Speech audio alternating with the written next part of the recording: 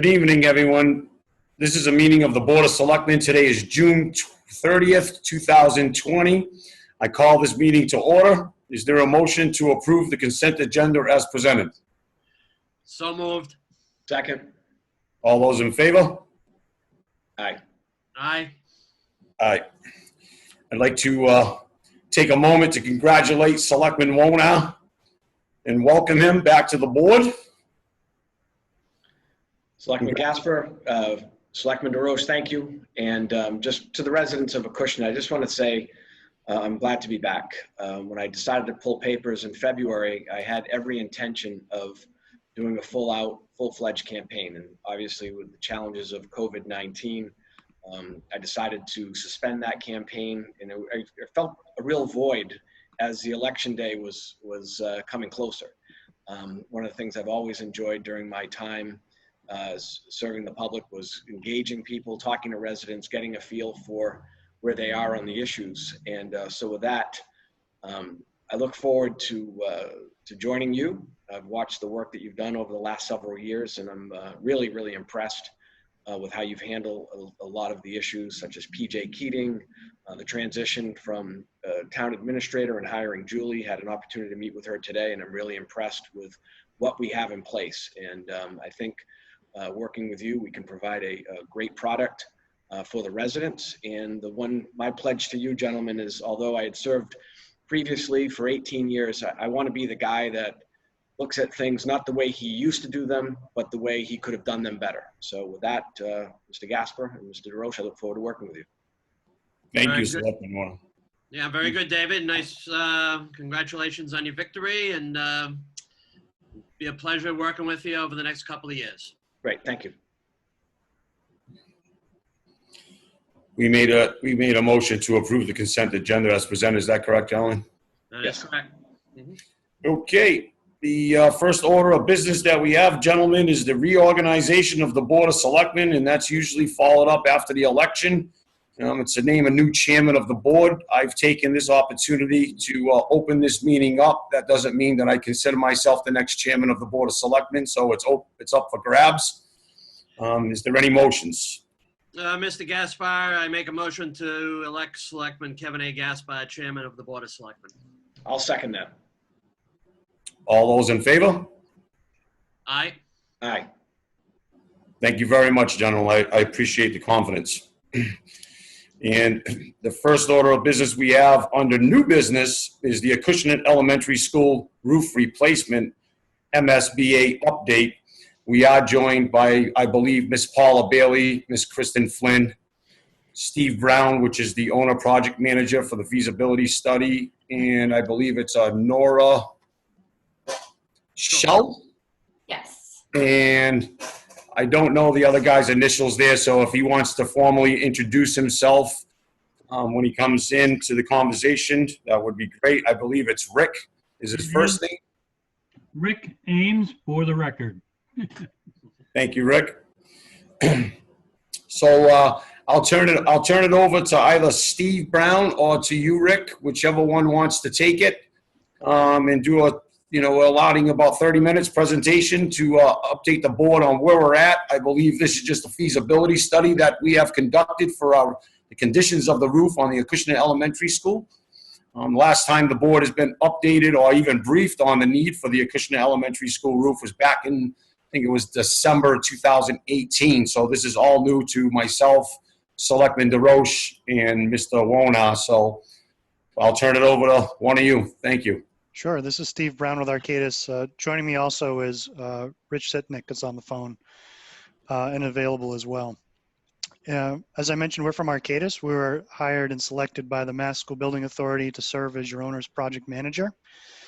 That essentially helps usher the project through the process along with the designers, Next Phase Studios. Rick and Nora, as introduced, will have a moment to talk a little bit more about the technical details and their findings through the early phases of the project thus far.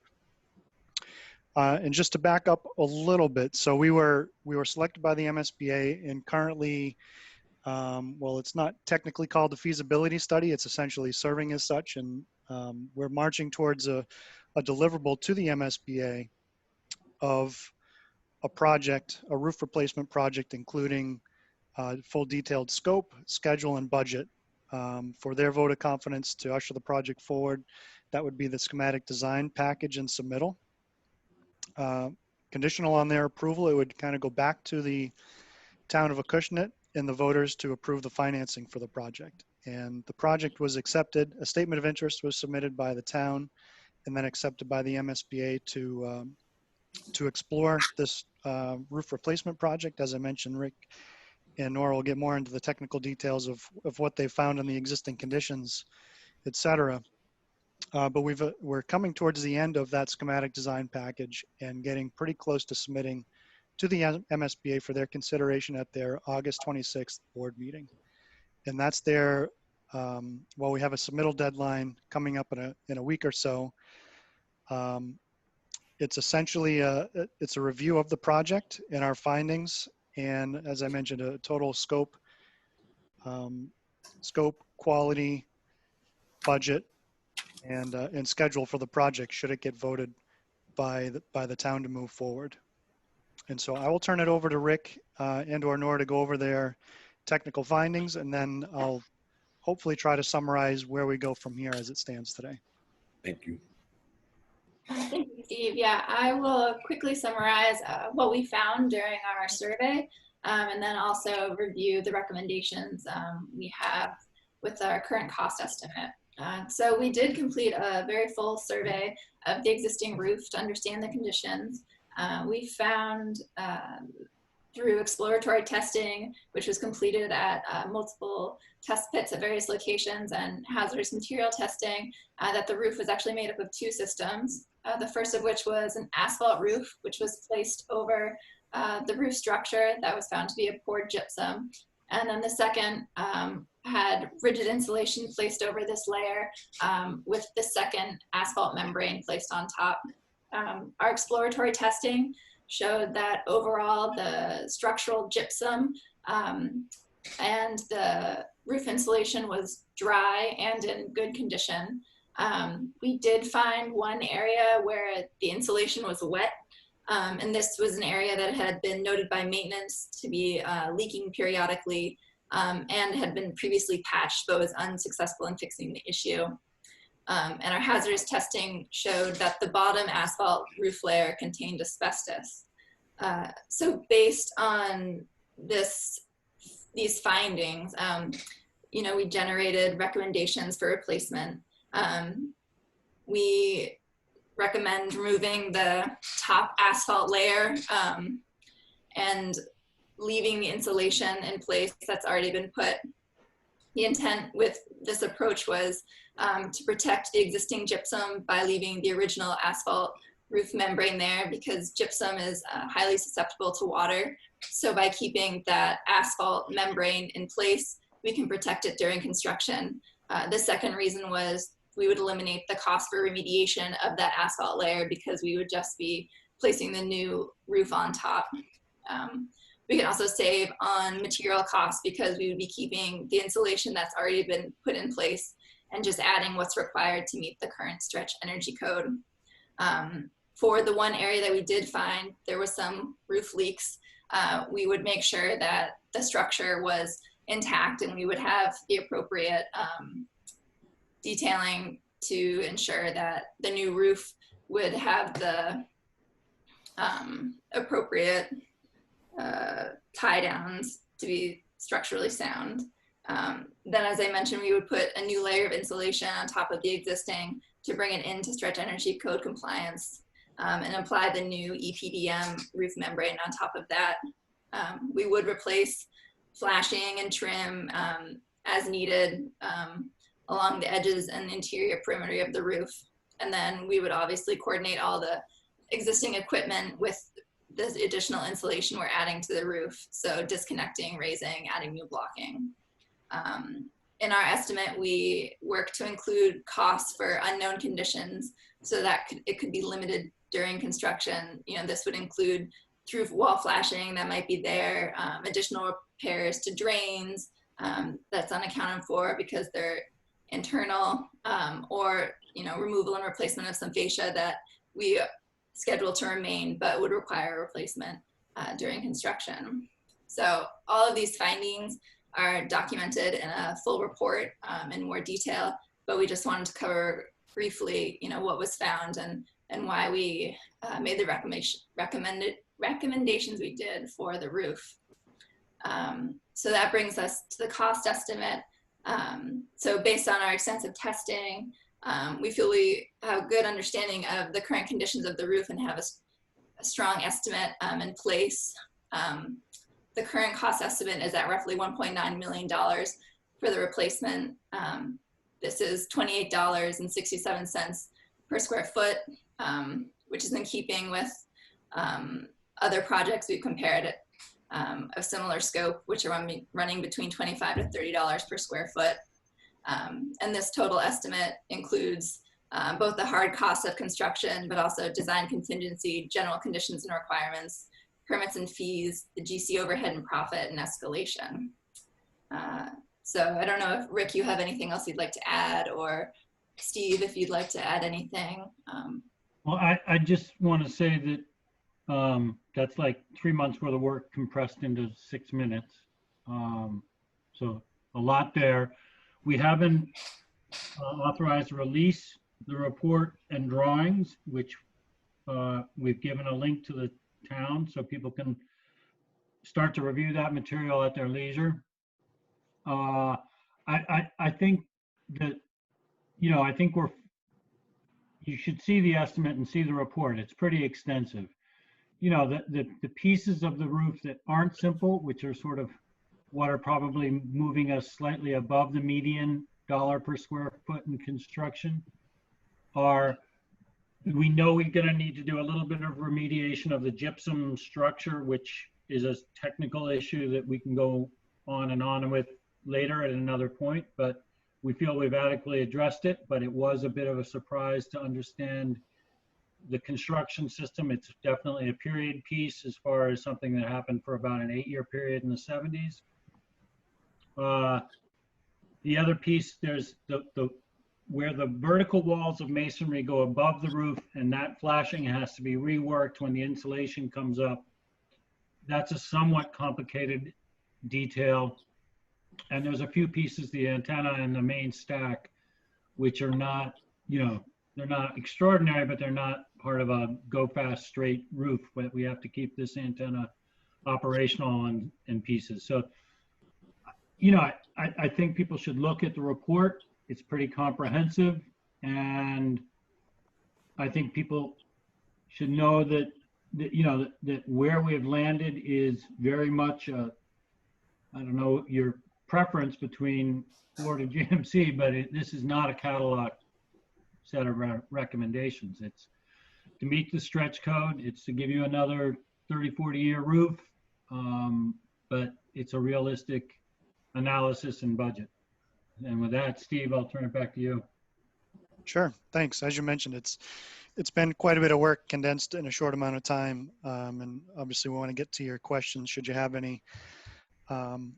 But to recap the process, the MSBA's program is a pay-as-you-go. So it's the reimbursement agreement that's in place is roughly 58% of eligible project costs.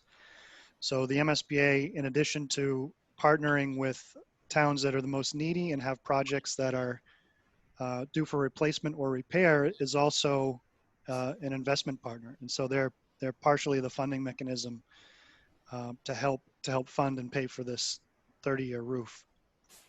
And as part of the agreement, when it gets kicked back to the voters for approval, should it be fortunate enough to get to that stage, the town submits reimbursement requests, which we help with to make sure that they're detailed, costs are categorized appropriately. The MSBA then reviews and audits them, and then they make payments on a monthly basis. And so on a roof replacement, as the schedule is laid out, this would be slated for replacement in the summer of 2021 while the school is empty. We see it bidding in the early months of 2021 to take advantage of advantageous contractor bid pricing to get into the backlog and the queue for the summer of 2021. And essentially the MSBA is a funding partner.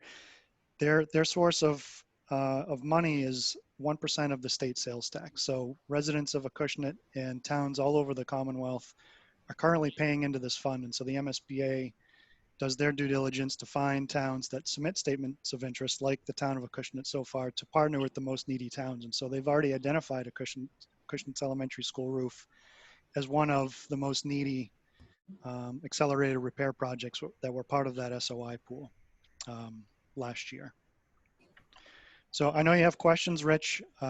You always do a great job of kind of summarizing and bringing full circle and highlighting anything we miss. So I'd like to give you the opportunity to hit any of those.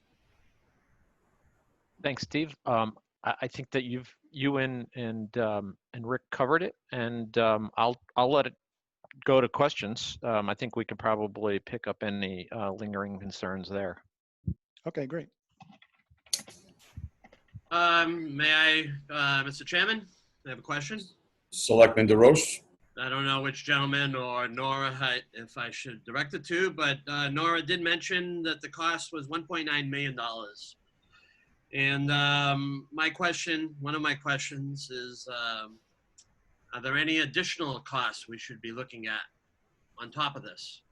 Yeah, that's a great question. And I'll start it off for the group. As Nora mentioned, that roughly 1.9 million is a construction cost estimate. So that includes direct cost of work, contractor overhead, profit, fee, et cetera, et cetera. Mm-hmm. And there is some design contingency, although the contingency in that money really is directed towards any construction or design related issues that will be ferreted out in the next phase of design. Mm-hmm. So as I mentioned, the schematic design is a fairly robust level of detail for what's normally considered a schematic design, but there's still a fair amount of detailing left to do, which is, as I mentioned, should we be fortunate to get to that next phase of the project to begin that level of detail. On top of the 1.9 million in construction costs are soft costs. So those for your consultants. So for Arcadis's owner's project management services, which includes a full-time site representative during construction. So that's sort of a mandatory insurance policy in our contract from the MSBA that requires personnel on site whenever contract work is happening, just to make sure that the plans and specs are being followed to make sure you actually get that 30-year roof that's been designed. In addition, other consulting costs for obviously Next Phase Studios for the remaining portion of their design contract, and also construction administration responding to requests for information from the contractor, reviewing submittals, et cetera. And then typically there's some soft costs and construction contingency on top of that. Nora mentioned, they've done a fair amount of exploratory testing, but they couldn't rip off the full 60 some odd thousand square feet of roof to uncover any issues. So we know there's things buried we just don't know about.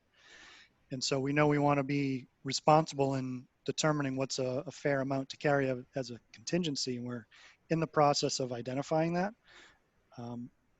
In an unlimited budget world, which we know we don't live in, we would carry, extra. But we're trying to identify what it is a reasonable amount to do that.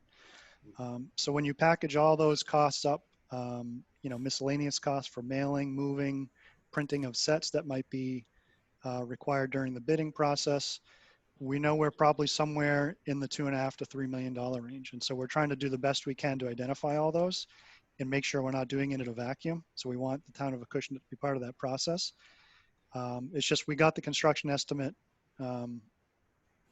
mid to late last week, and we're still kind of going through that to make sure we're doing a responsible job in putting that together. So that certainly is the next step we're all going to be involved in over the next couple of days. Selectman Wall. Very good, thank you. Selectman Wallner, were you raising your hand? Do you have a question? Yes. So by participating in the SBA program, are there requirements that we must fulfill in order to participate in the program? I'm not talking quality of the roof, but are there, additional things that we must do in order to qualify for the money, versus if, as a municipality, we decide to go it on our own and try to fund this, without the hooks of SBA? I don't know if that's an appropriate question or not, but it would just seem to me that typically when you participate in a program, there may be things that you have to do in order to fulfill the requirements that you may not have to do if you were to go about it on your own. And have other municipalities done that, where they've just decided not to go through the SBA program at all? So another great question, and I'll do my best to kind of field the initial response. There certainly are certain requirements from the MSBA. What we've seen, though, generally on what's called a core project, which is a full facility replacement, renewal, or repair, those requirements can be a little more robust, in terms of actual space requirements and types of space and what they'll deem as eligible. In a replacement project, it's a little more straightforward.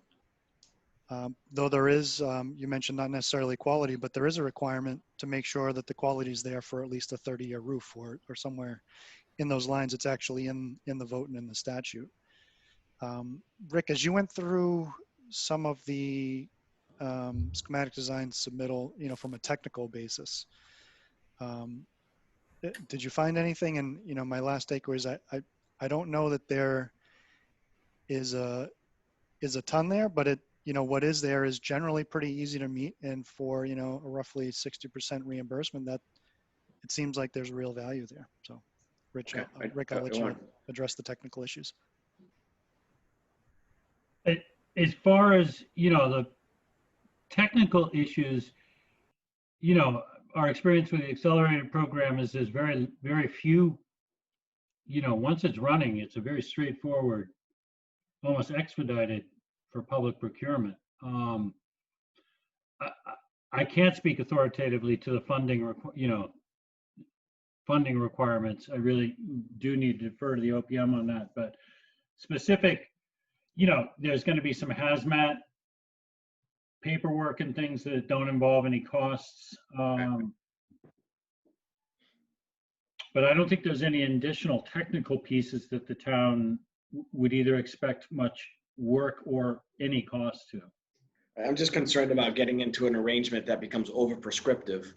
And, but if that's, I think we can do our due diligence on that. And the other question I have, Mr. Chairman, is, are we precluded from exploring a solar array? If we're putting in a roof, it's an asset.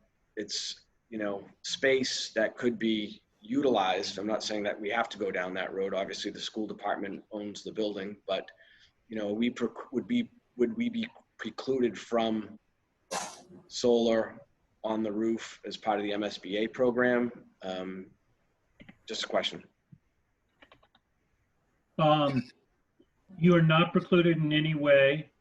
We have done a little, it's mentioned in the report, we're supportive of solar for sure. It's mentioned somewhat in the report. I would say it's a very good candidate, and the minimal actual electrical, given the sort of raised piece, all of the electrical work to be done on the roof predominantly.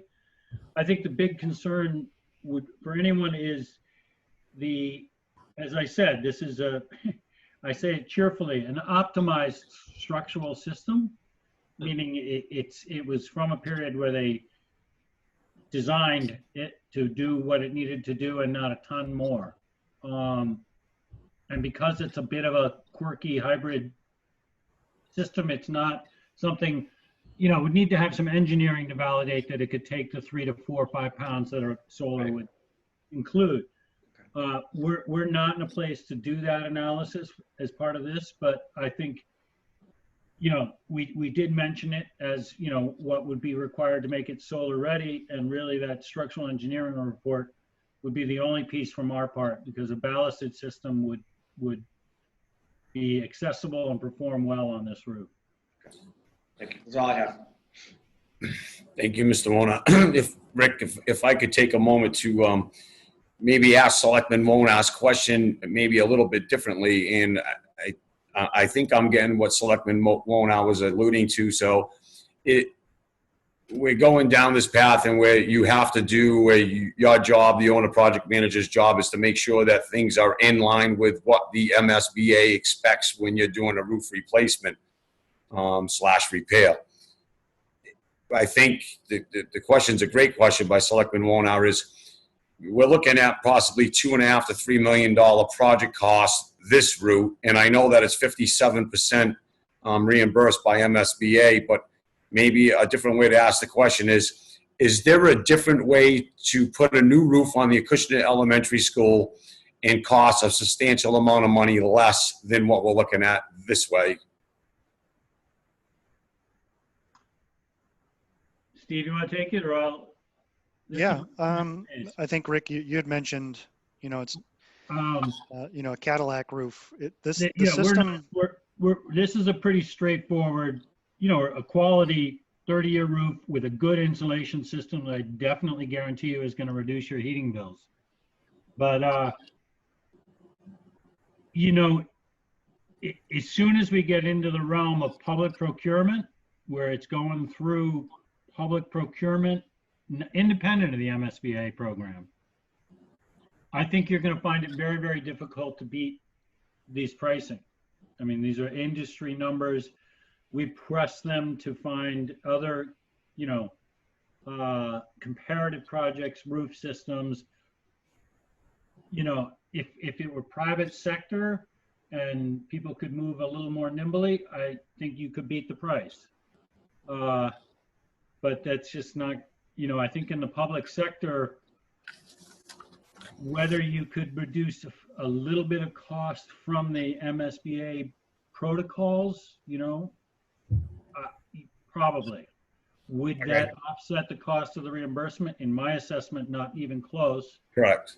And you'd lose commissioning and some of the, this brings some real resources to support the town to get the highest quality of roof you can, to get what you paid for. Yeah, I understand. I just think it was a great question from Selectman Wona. I just worded it a little bit differently, and I understand close to 60% reimbursement is, pretty good, right? You're talking $3 million project, 60%, 1.8 is being covered. We're on the hook for 1.2. So to try to get that roof replaced at 1.2 under these conditions with the replacement and the cost that you're seeing with the rise of some of the plumbing and the fixtures on the roof, it'd be tough to beat. So let me just ask this question because it's going to bounce back to Selectman Dave DeRoche's question. Total project costs. We discussed the construction costs, roughly $1.9 million, as Nora described to the board. And then we got into the, some of the project managers, the design package and things of that phase for the next phase. The OPM consultants brings that cost up pretty substantially, $2.5 to $3 million. Is the $2.53 million what MSBA would be giving us 57% on, or is it only the construction costs that MSBA is willing to give us 57% cost on it? Yeah.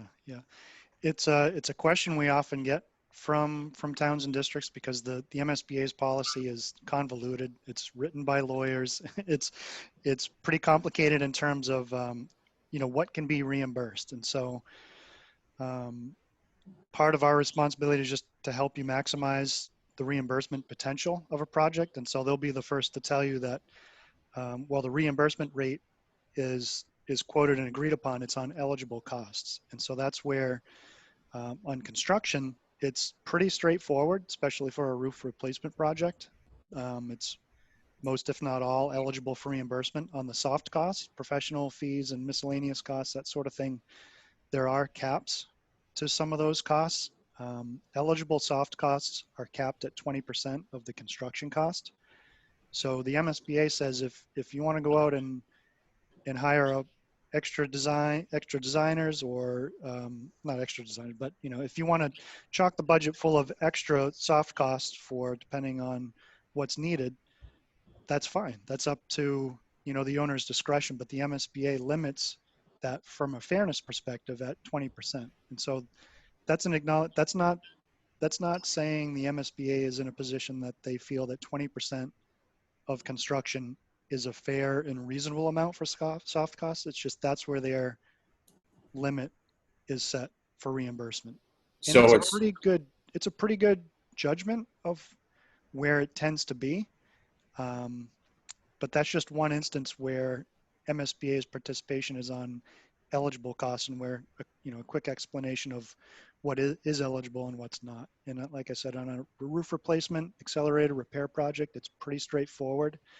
The last one I'll mention is on the project contingencies. So at the bottom of the project budget spreadsheet, there's a line for construction contingency, which will handle some of those unknowns. Oops, we ripped open part of the roof and some of that existing gypsum is kind of deteriorated from water and we need to deal with it.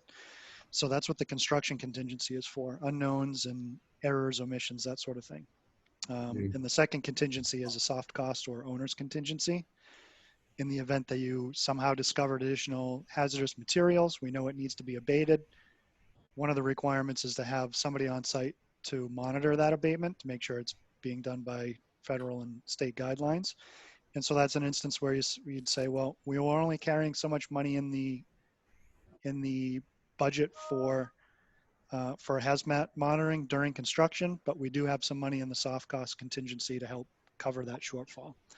And they do have limits on what's reimbursable in those contingency categories. The construction contingency is limited to 5% of that contingency amount. And on the soft costs, it's limited to 0.5%. So you're basically saying that on the soft cost, which is the OPM consultant, the design phase, the architect, if I may, that's basically what that is, right? Designers, architects, doing the design package to put it out for bid spec. If we're saying that the construction costs, let's just call it $2 million, we're at 1.9 for its easy math, and then the soft costs come in at $3 million.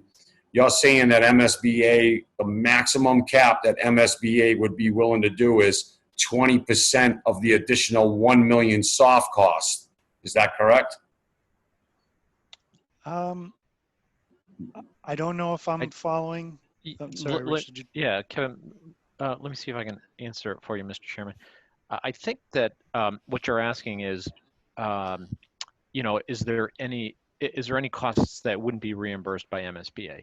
And what Steve was saying is that they do have a cap on soft costs, but you will get 58% of all of the costs reimbursed if all those costs are deemed eligible. So when we submit this package to MSBA in a few weeks, that's what they do is they start going through the process of reviewing the budget that we've submitted, and they will pick out and say, well, this is not considered eligible, or that the soft costs that you have exceed the allowable 20%. So within that 20%, you'll get 58% reimbursed. If it exceeds that, which I don't believe it does, right? I think we're under the cap that you will get that whole 58% on the soft costs. So if you look at it in total, if you look at the budget in total and say, it's a $2 million project, including contingencies, that if it's all considered eligible, you'll get 58% of that back from MSBA. Yeah, but we talked about the additional soft costs being anywhere from 700,000 to 1.2 million. Yeah, I would say based on my experience, I don't think that we're going to get to that point. This is a roof project. I know that Steve and Rick are working on finalizing the budget numbers, but I would be I'd be surprised if they were that high, Mr. Chairman. Yeah, I was gonna ask, it seems, I mean, at $1.9 million project cost, and we talked about Mr. DeRoche's question, 2.5 to 3 million is the number that somebody threw out to Selectman DeRoche. Let's just call it again, roughly 600 to $1 million. So that's basically what we're paying for an OPM consultant for, say, maybe a month and a half's worth of work, and the architect to do a design. That seems like that's almost 50% of project costs. Right. Yeah. If you allow us to finalize the budget, I think that we can certainly demonstrate to you that to me that number also kind of surprised me too, and I don't think it's gonna be anywhere near there. So if we've got 1.9 in construction costs, then we have to gather up next phase is consulting costs, our consulting costs, put it into the budget, add the contingency, and then we can present it to the town and to the school department. So Yeah. Let us work on that. But I think that your instincts are right because I don't think that they're that high either. Mr. Chairman? Chairman, this is Rick Miss- here. I so- just want to concur that I feel quite confident that when we finish vetting it, you're going to be in a position that any soft costs would be reimbursed. Okay, Selectman DeRoche, you have a question? Well, yes, early on in this conversation, they talked about an August 26th deadline. And then there was mention of a submittal deadline in a week or so. Is that correct? Or when is the date concerning that? Because if we have to vote on it, if we need to see a final plan and presentation and then vote on it, are we going to meet those deadlines? So the MSBA's board meeting is on August 26th. They generally have a pretty robust review period. So they've asked for the material on behalf of the district be submitted by July 8th, which is a week from tomorrow. We know that's going to be a little bit tight. We have already asked for an extension just based on the public health crisis currently. Next phase experienced some scheduling problems with consultants just physically getting on site. So the MSBA is not eliminating a possible extension as a possibility. Following our pre-call last week, I followed that discussion up with a correspondence to the MSBA, and I'm currently waiting back for confirmation on some leniency on that submittal deadline of July 8th, as well as possibly pushing it out to the next board meeting cycle, which means a board meeting in October timeframe. So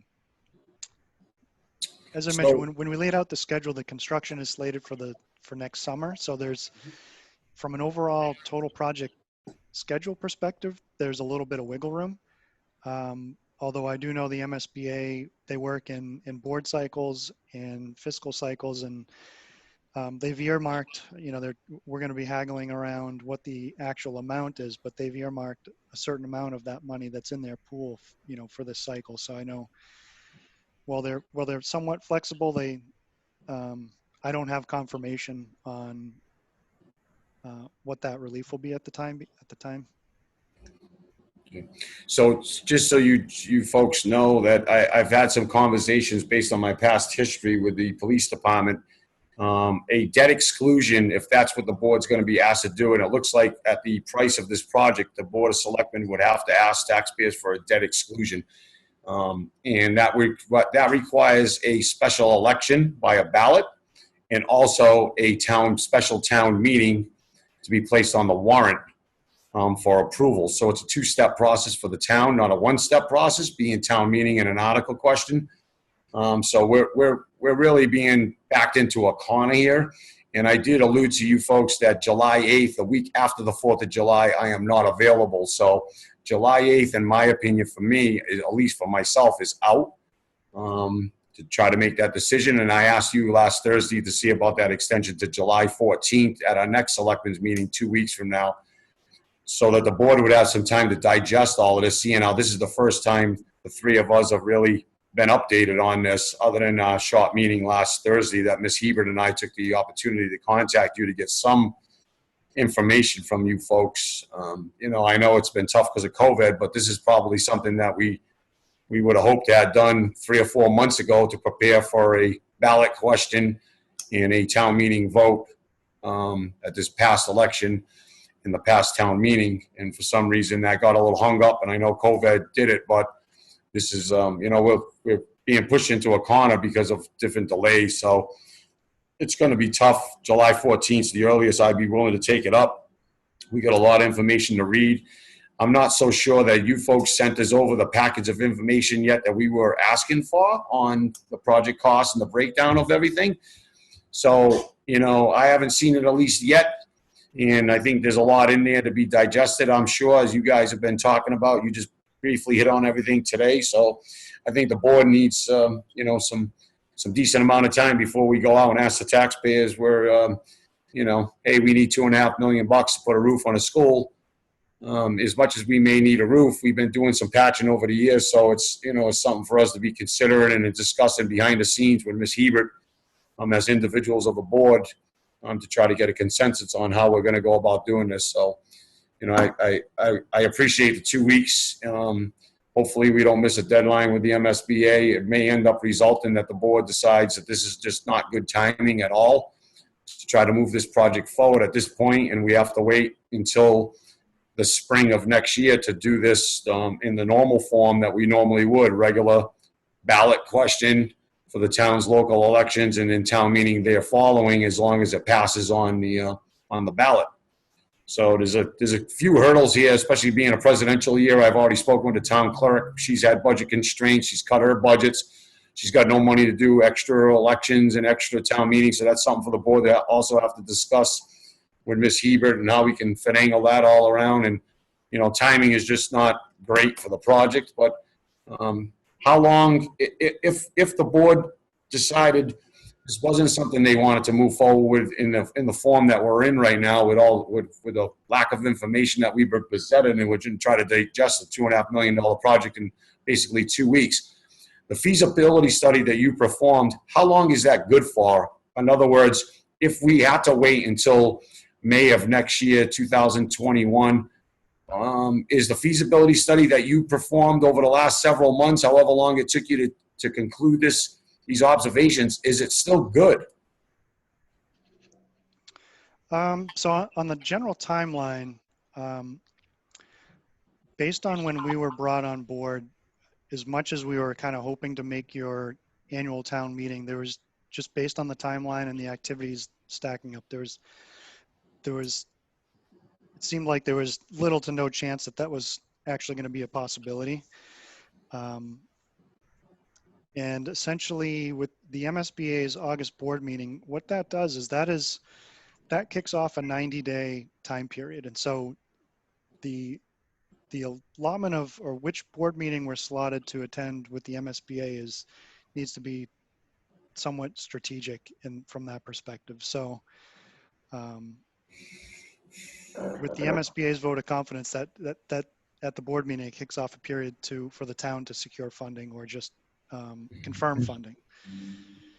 The question about how long it's good for, I don't know at what point the MSBA will make a decision to potentially ask the town to resubmit a statement of interest. So there was a vote and a determination by the town to be considered for the program at some point. So I don't know how long that agreement is good for. I've never been in that situation.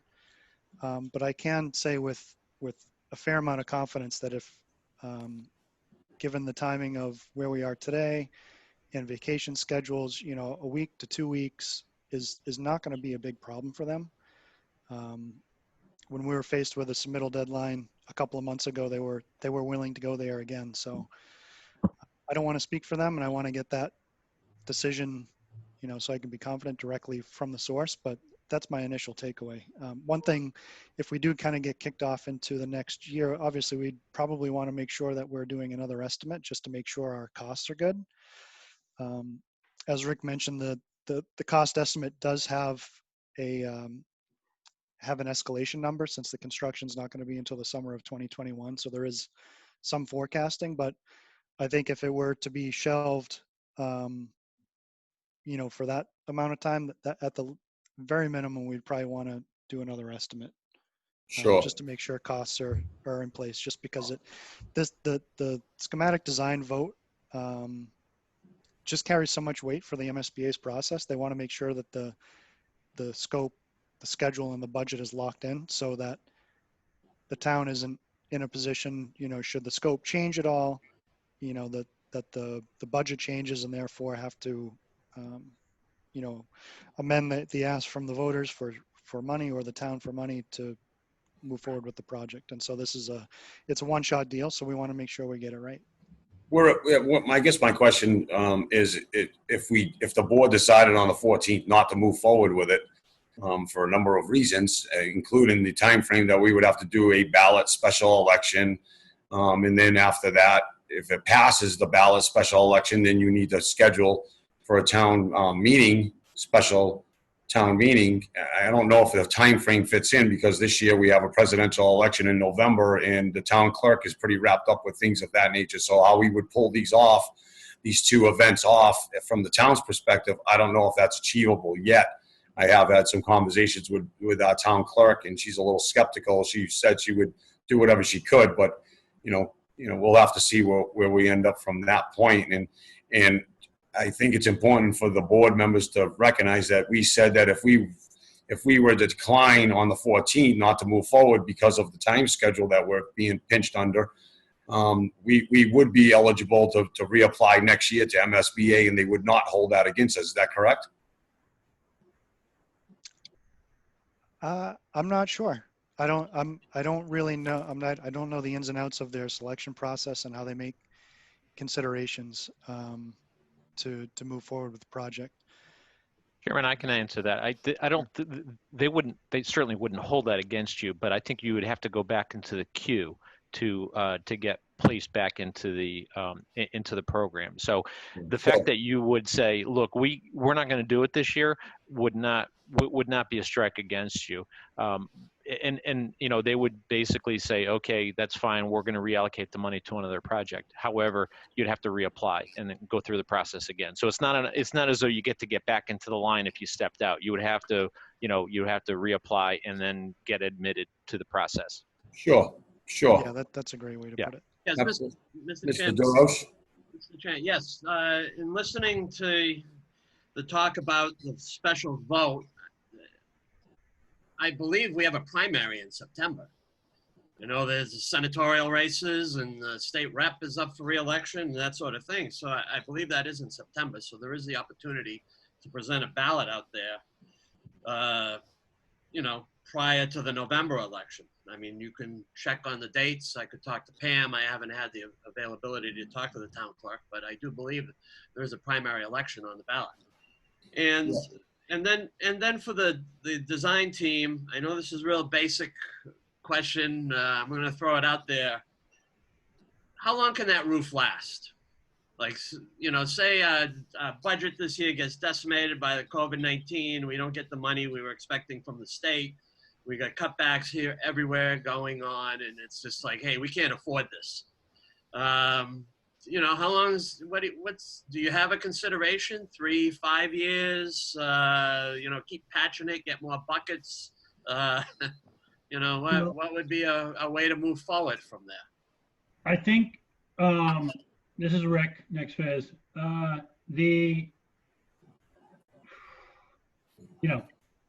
Clinically, the roof is past its useful life expectancy. No, you're on borrowed time. If it were a concrete slab roof, I'd say get more buckets.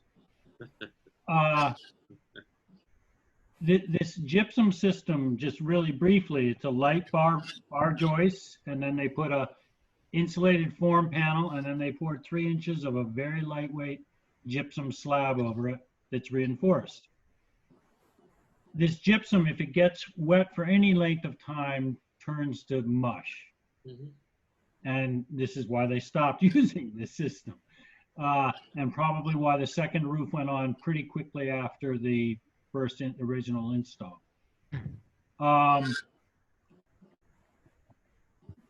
We've done we've cut your roof open, we've probed, we've tested. It seems in pretty great shape. The issue is going to be if the leaks get wild and it gets into this gypsum, you're going to you're going to have to put a new structural slab on the building. You mean it's more money than initially what we're talking about? It's a big project. Deeper, we got to remove previous roofs, and it's a whole different engineering. It's a whole new animal. I mean, it's a new structural slab being put on a grid. And I'm not trying to be a doomsayer, but no. I think you really have to, if you are getting water into the building, you've got to patch that quickly. And you're a little bit on borrowed time. Yep. No, I understand that. That was the point of my question. Right now you're telling me there's the original roof and then an additional roof put on top of it. Yeah. And would we be removing one of the layers and then putting another, or would it be 3 layers now? No, we would remove the top layer and the protective board over the insulation, it's actually a very good insulation that's there. It's what we would put more of on. So for the most part, we're trying to retain that. And the bottom layer, as Nora mentioned, actually does have asbestos in it. So we're trying to do everything we can to just leave that right encapsulated in place. Right. Mm-hmm. And so no, we would take off purely the top layer and the protection board it's attached with. Okay. And repair anything we find damaged in the process. Okay. Yeah, as it relates to the MSBA process, and I know the decision that you're weighing is a really tough one as it relates to timing in the fall, in the project budget for this project. But Rich, correct me if I'm wrong, but there's little to no risk to at least pushing it to get it in front of the MSBA to review it, audit it, to make sure, project costs are in line. We're in line with other projects, similar projects, from a budget scope and schedule perspective. And that gives you some time to weigh the options between now and August 26th in the few weeks after that to line up a town meeting. So Well, yeah, Steve, you bring up a good point. We could certainly, we'll finalize the budget and we can submit it to the select board for review. But there is no risk in taking the package and just moving it up to MSBA for their review. There's no commitment on your part to move forward with the project. It's just a matter of saying, look, we've met the deadlines. We did the feasibility study, and this is a culmination of that. That then goes to MSBA's staff for review. They will advance it to their board of trustees for action at their board meeting in August. And when it gets approved, you still have to then seek funding. And at that point, the town of Acushnet could decide, we are not ready to do this project for a number of reasons. COVID maybe being one that depletes budgets, and we just don't have the resources to do it, and a whole host of other reasons. So, Steve, I think you raise a good point that there's absolutely no risk in finalizing this package and then just getting it to the MSBA for the process of getting it into the queue and review. So that's something that this board can consider. Right, because ultimately this is coming down to a town vote by the residents. Sure. If we're going to proceed with this. So to put the pieces in place along the way, but it still comes down to presenting it to the town citizens for their decision. Mr. Chairman? Mr. Wona. I'm sorry, I don't want to drag this on. I am trying to shake off a little rust in one meeting, so I'm just going to make my questions quick. On those soft costs, the non-construction related costs, are those figures arrived at, is that a percentage of the construction costs, or are those flat fees? Let me answer the OPM part of that, and I'll let Rick answer the design side. We project our services based on, as Steve said, we have to have somebody full time out on the job site when the roof is being replaced. So we look at that as maybe a 6 to 8 week process.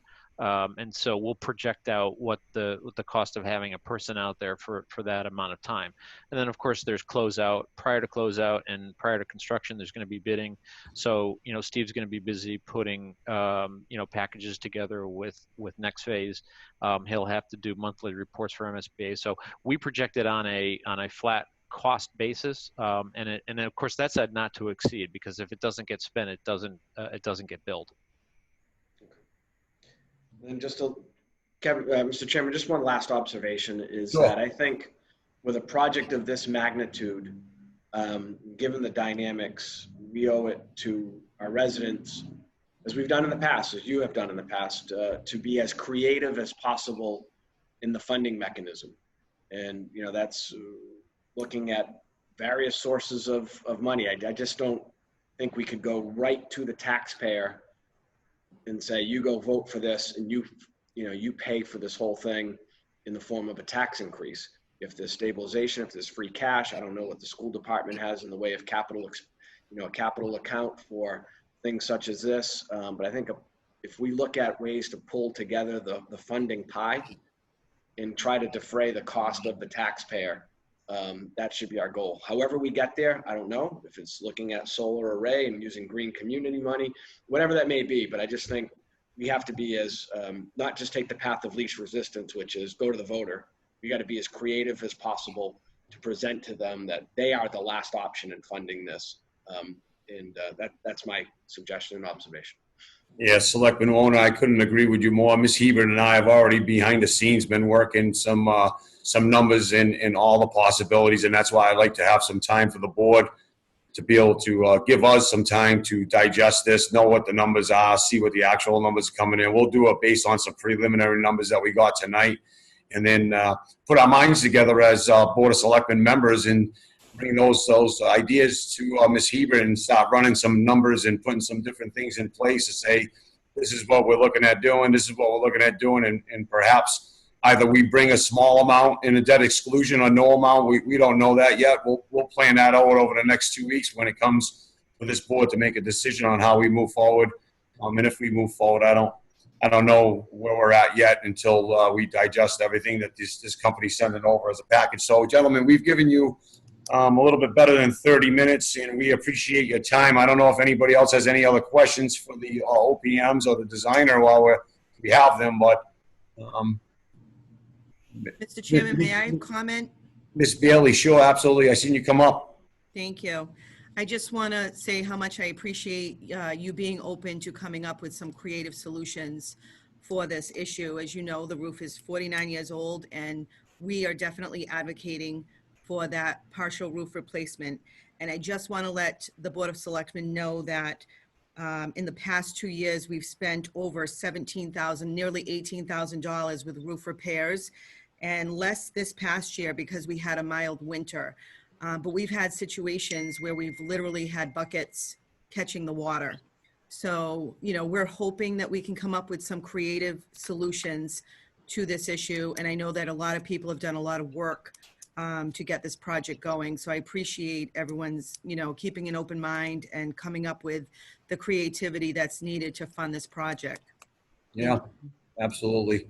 Yeah, so gentlemen from my board, is there any other questions for the designer or the OPM to address with us at this present moment? Mr. Chairman, Rick from Next Phase, if I could. Yes, sir. If you could, what you're asking for from, this is me asking for a protocol question. Steve, you're asking the board for approval to submit this package? I guess I'm trying to find out exactly what you need from the board, before the 8th or 14th or whenever we. Yep. What you're asking for the board before it gets submitted. Yeah, exactly. It's, while it's not necessarily required by MSBA statute, we feel it's just the responsible and right thing to do to make sure the town and the school department is on board with the solution that's been researched and put forth before the town. So we don't want to submit anything on your behalf to the MSBA that you wouldn't be in favor of or not supportive of. So that's really where we're at. And so I think, by the end of the week, we'll make sure the last 2 items to add into that report that was circulated earlier today is the project budget and the cash flow. So you have an idea of what the drawdown would be like over the lifespan of this project through the end of next summer, approximately. And to give you any and all information as detailed as you need it, so you can, make an informed and a good decision. I don't know if the board is willing to make any motions right now without seeing all the details of the project. That's kind of why we're trying to hurry this meeting in, and I scheduled it for June 30th. Is to get you guys in here to give us, and we haven't looked at your package, so we're asking for preliminary approval of things that we haven't reviewed. That's something not that I've usually done in the past. We're asking for a 1-week extension to do that vote to submit to MSBA. I don't think that's asking too much, seeing how we've been delayed in this process by months. So we're at, I want to apologize. I wasn't asking for that review and approval tonight, based on the call we had last week. Is we want to make Yeah. sure that the MSBA is aware of the time frame that we're operating in. Yep. Which shouldn't be a problem. And so I'm sorry Yeah. if that was Yeah, no problem. That's the understanding that Ms. Hebert and I had, that we're going to be given until the 14th, our next selectmen's meeting, to hash out some things with members of the board and some financing options to hopefully make the decision-making process a little bit easier on the Board of Selectmen. But Steve, correct me, as I understand it, you're basically asking for acknowledgement and authorization to submit to the MSBA. It's not a commitment to funding. correct. Yeah, that's on the 14th. Yes. Correct. Yeah, I understand. I absolutely understand the process now, gentlemen. So I appreciate the opportunity to have you folks in before the board to discuss this with the board and the town administrator, so that we all have a better understanding now, and we can put our ducks in a row and then come back on the 14th and give you that approval or not to give you the approval. But let's try to work in a positive direction after today, and working with the school department to try to come up with some solutions over the next 2 weeks, and hopefully present to the residents of the town of Acushnet a good proposal to do the replacement of the roofs on the elementary school.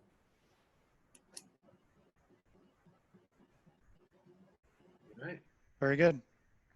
All right, thank you, gentlemen. Have a great night. And ladies, if Nora's still with us. Thanks for the time. You too. Yes, thank you very much, gentlemen. Thanks all. Take care. Thank you. Gentlemen, the next thing that we have on the new business is the appointment of the assistant town accountant. Ms. Hebert, I'll turn that over to you, seeing how you were involved in that process with our current town accountant and treasurer. I'm sure. So, as you know, we promoted Melissa Ford. She was our assistant town accountant. She's been promoted to town accountant. So we posted for the position of assistant town accountant. We received many qualified candidates. We had interviews last week and they were all fantastic. But at the end of the day, Nicholas Monticello was the most qualified for the position. And seeing as how it's a position that is appointed by the Board of Selectmen, we're coming before you now to officially have you appoint him as the assistant town accountant.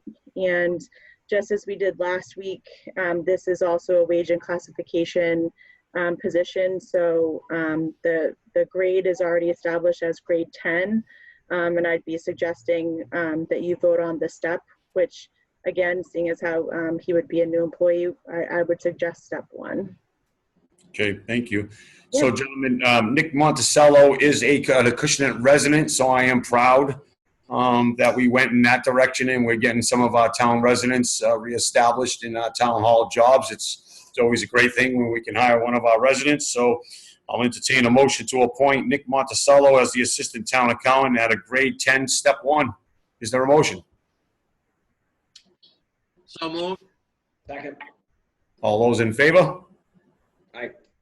Aye. Motion passes. Congratulations, Nick. Look Yeah. forward. Ms. Hebert, I know that there's a time frame, so it looks like maybe a higher date of July 20th, if you have that discussion with Mr. Monticello. Yep, I believe the 13th, July 13th was a start date we discussed. Okay, And I have I just finished printing out, so I'll email to you as well, the one-page kind of contract documents for both the assistant accountant and assistant treasurer collector, just so we have something formally written down. okay, great.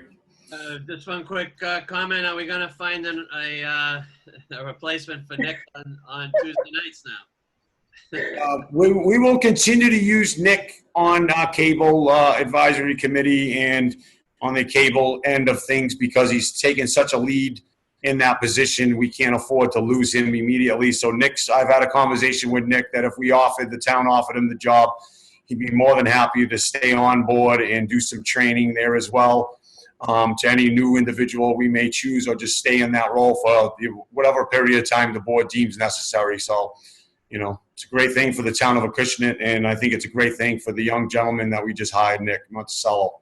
Yep. Well, for the people out there who don't know, Nick produces select board meetings and numerous other ones for the town. So So that'll be great.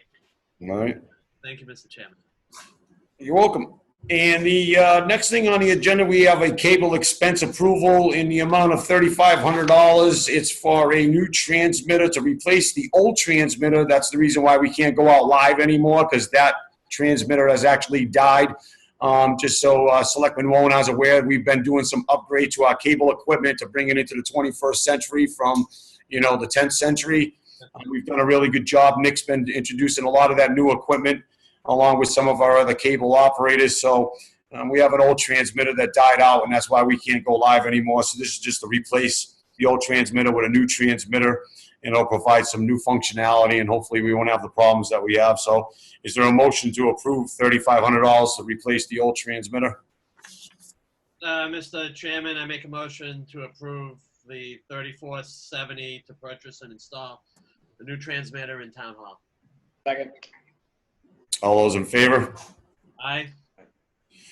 All right. Passes. Town Administrators Report. Ms. Hebert?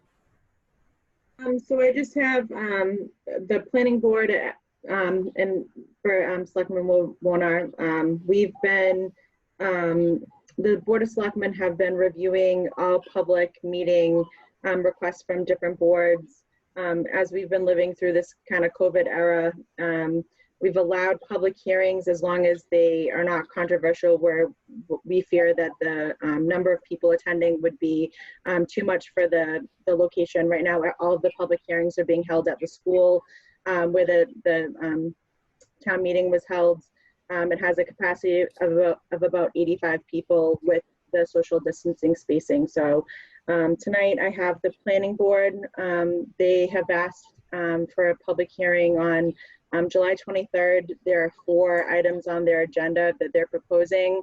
The first is a Form C for 148 Peckham Road. The second is a solar project at 1050 Main Street. The third is a solar project at Zero Wing Lane. And the fourth is a presentation of a proposed solar project on Mendel Road, which is formerly the Girl Scout camp. And so if you will all entertain that, they're looking for approval to have those public hearings. Is there a motion to approve the planning board's public hearings for July 23rd, 2020? So moved. I'll second. All those in favor? Aye. Aye. And Mr. Chair, I have one other thing that just wanted to mention, and whether you want to decide on it tonight or not. Mr. Cabral, when he left as a selectman, he was on 3 boards. Yep.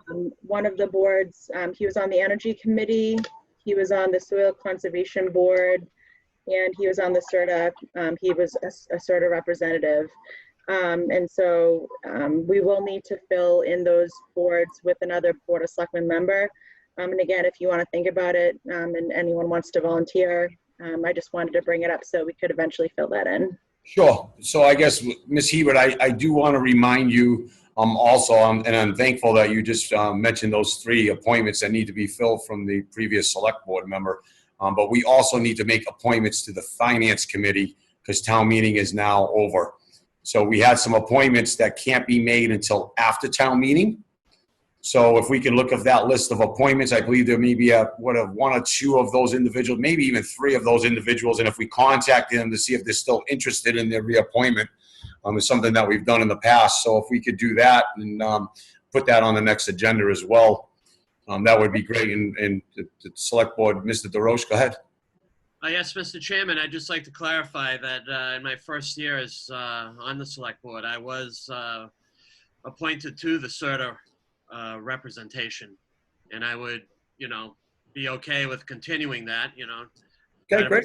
Try to bring some bus service to Acushnet, and also with the train coming into play in the next few years. I know there's some things that are going to affect our town concerning that, and I'd be okay with staying on that board. So Okay, great.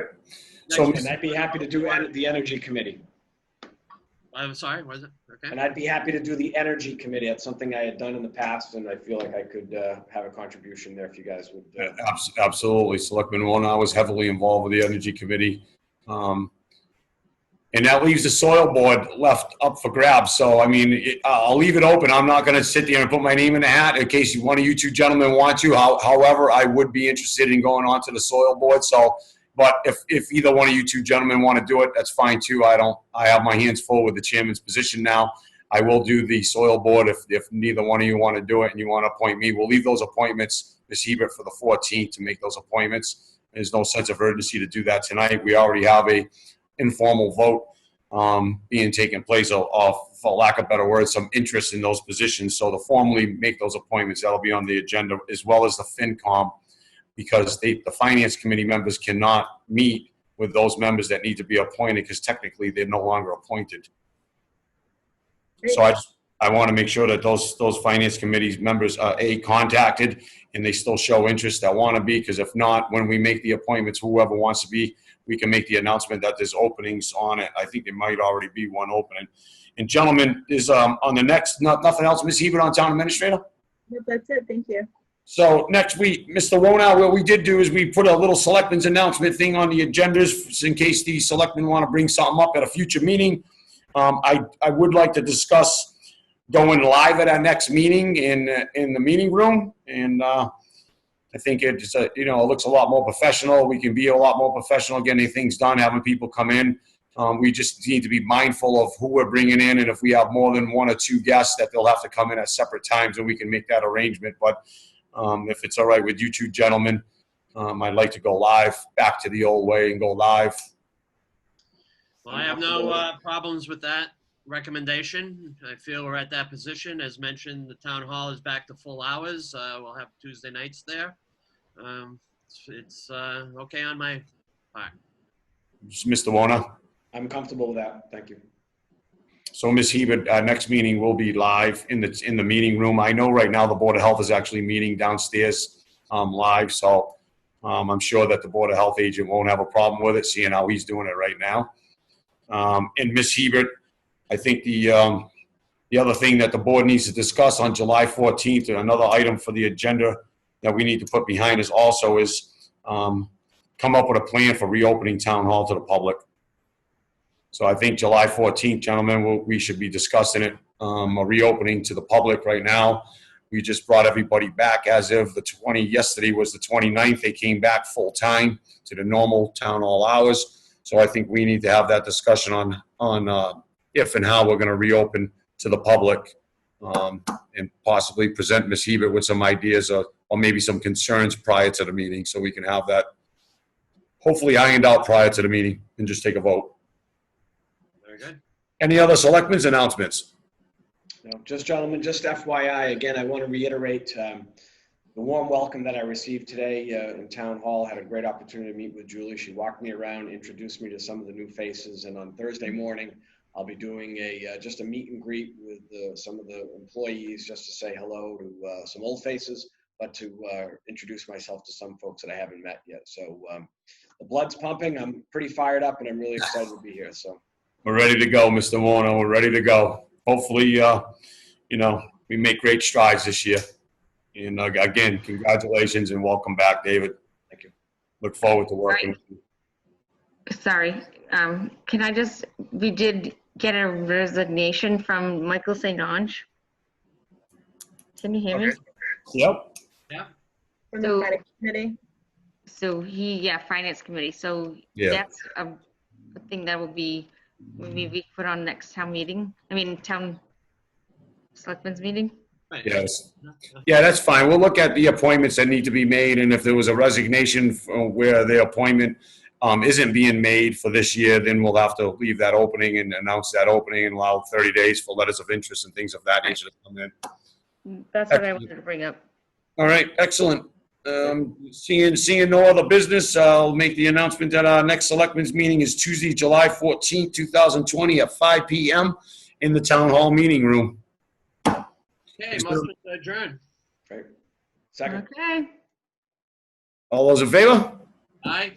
We are now adjourned. Good night, gentlemen. All right, thank you.